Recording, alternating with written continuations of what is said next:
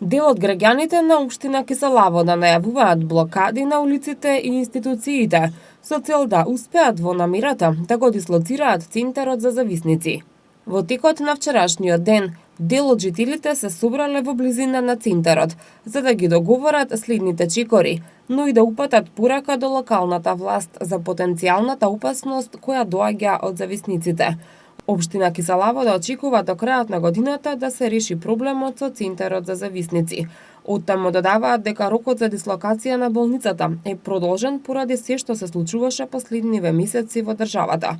Градоначалникот на општина Киселавода, Филип Темилковски, неодамна на пресконференција информира дека тоа е еден од најголемите проблеми во општина Киселавода и рече дека има решение на кое се работи заедно со Министерството за здравство.